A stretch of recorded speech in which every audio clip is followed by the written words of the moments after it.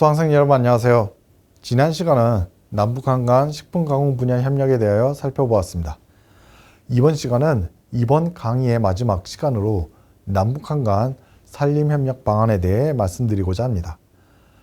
지난 시간에 설명드렸듯이 산림 황폐화는 농업 생산성 하락에 영향을 미치는 요인이 되고 있습니다. 다름 아니라 19세기 말 한반도의 상황이 그러했습니다. 오늘날에는 산이 푸르다는 것이 당연한 사실로 받아들여지지만 당시에는 산이라고 하면 붉은색이 연상되는 것이 더 자연스러웠다고 할 수 있습니다. 한국의 경우 경제개발 과정에서 대대적인 조림 사업을 실시한 결과 오늘날처럼 푸른 산의 모습을 갖게 되었지만 북한은 그렇지 못했습니다. 오늘날 북한은 산의 조림이 충분하지 못하여 산사태와 홍수가 연례 행사처럼 되어 있으며 이는 농업 생산성을 하락시키는 하나의 요인으로 되고 있습니다. 2018년 기준으로 북한의 전체 산림 면적의 약 23%에 해당하는 262만 헥타르의 산림이 황폐화된 것으로 추정되고 있습니다. 이 중에서 약 147만 헥타르가 우선적으로 복구되어야 할 대상으로 파악되고 있는데 특히 북한에서 인구 밀도가 높은 지역인 평안남도, 황해도의 산림 황폐화가 심각한 것으로 알려져 있습니다. 북한에서 산림이 황폐화된 원인은 식량난과 연료난 때문으로 볼 수 있습니다. 1970년대까지만 해도 북한의 산림은 한국보다 더 울창하였다고 평가받고 있지만 이후 식량 증산을 위해 산지에서 나무를 베고 경지를 조성하는 산지 개간이 성행하였습니다. 1976년 김일성 주석은 곡물을 연간 1000만 톤 생산한다는 목표를 제시하면서 이를 위해 적극적으로 산지를 개간하라는 지시까지 내립니다. 참고로 북한에서는 이렇게 산지에 조성된 경지를 다락밭이나 떼기밭이라고 부르고 있습니다. 그런데 산지를 경지로 바꾸면 식량을 생산하는 땅이 많아져서 당장 이득인 것처럼 보였지만 이로 인해 예기치 못한 부작용이 생긴다는 것을 알게 되었습니다. 기존에는 산에 뿌리 박힌 나무들이 표토를 고정시키는 역할을 해주었는데 산에 나무가 없어지자 이러한 기능이 없어져서 비만 내리면 산의 표토가 쉽게 무너져 버려 산사태가 자주 발생하게 된 것입니다. 산사태는 그 자체로 산 아래의 농경지에 피해를 입히게 됩니다.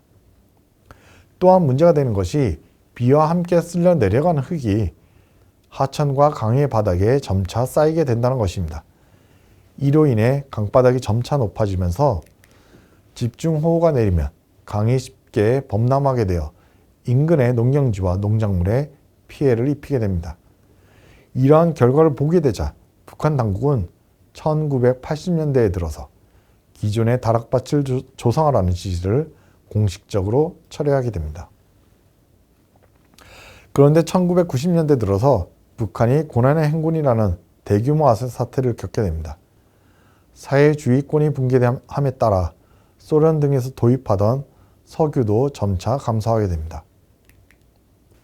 식량난과 연료난이 닥치면서 기존의 다락밭 조성이 당국의 금지에도 불구하고 더욱 성행하게 되는 결과를 맞이하게 된 것입니다. 나무를 베어다가 겨우철 난방을 하고 음식을 만드는 연료로 사용하고 그렇게 만들어진 경사진 밭 땅에다가 농사를 지었던 것입니다. 이 시기에 이르면 더 이상 북한 당국의 통제력도 작동하지 않는 상태가 되었다고 할 수 있습니다. 그 결과 오늘날과 같이 북한의 산림이 황폐화되었다고 보면 되겠습니다. 사실 북한 당국도 산림 황폐화의 문제를 잘 인식하고 있고 나름대로 산림 복구 계획을 세워서 일정한 성과를 거두고 있는 것으로도 알려져 있습니다. 1990년대 고난의 행군이라는 어두운 터널을 막 통과한 2001년 시점에 산림법을 개정하여 산림에 대한 국가당국의 감독 통제 기능을 강조하고 산림 토지 이용을 허가제로 바꿈으로써 당국의 통제를 벗어난 무분별한 산지 개발에 제동을 걸기도 하였습니다.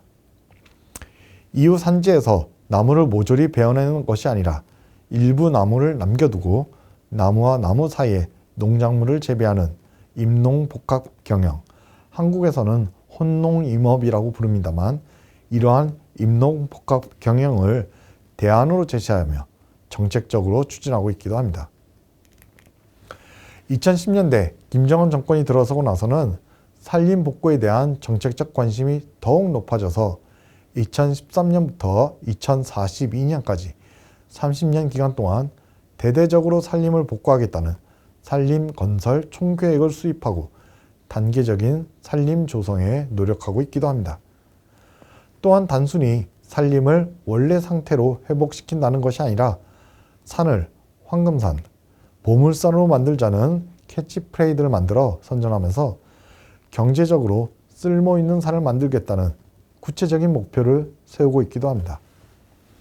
그러나 북한 산림 전문가들에 따르면 북한 당국의 정책적 관심에도 불구하고 이를 외부 지원 없이 스스로 완수하는 것은 어려울 것으로 평가받고 있습니다.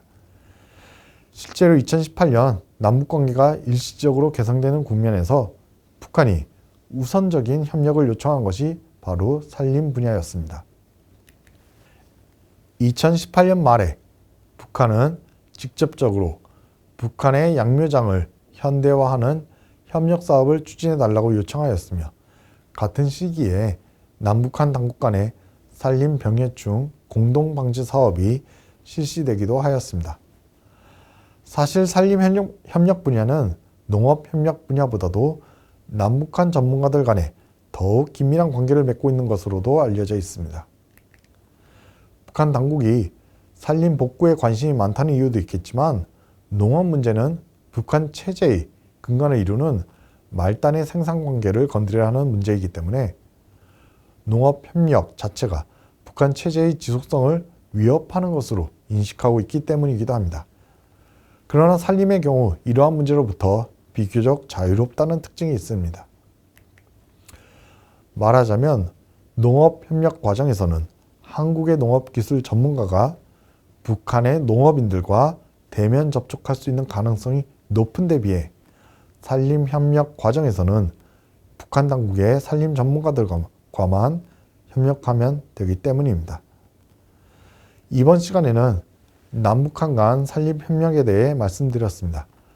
1970년대 북한은 농업 생산을 늘리려는 목적에서 산림을 개간하는 잘못된 정책을 실시하였습니다. 이후 부작용을 인식하고 해당 정책을 철회하였으나 1990년대 이후 식량난과 연료난 그리고 경제 위기로 인한 국가의 통제 능력 상실로 무분별한 산지 개발이 이루어져 오늘날과 같이 산림이 황폐화되었다는 말씀을 드렸습니다.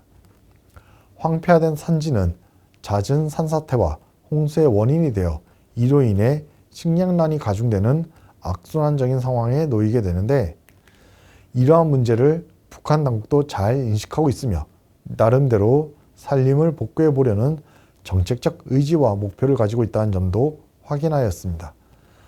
산림 협력은 북한 당국이 2018년에도 1순위로 협력을 요청한 분야이므로 향후 남북관계가 개선되면 농업협력보다도 우선적으로 추진될 가능성이 높다고 할 수 있습니다.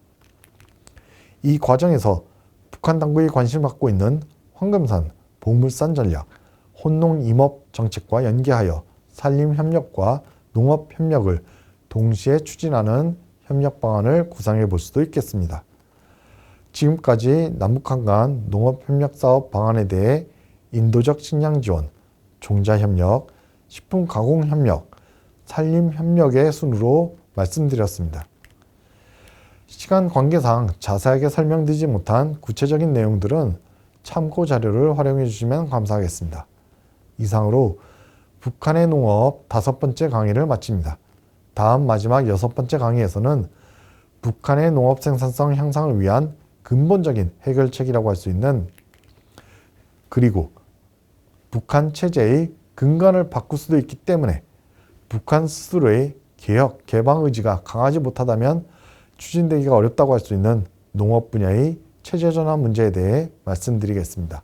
감사합니다.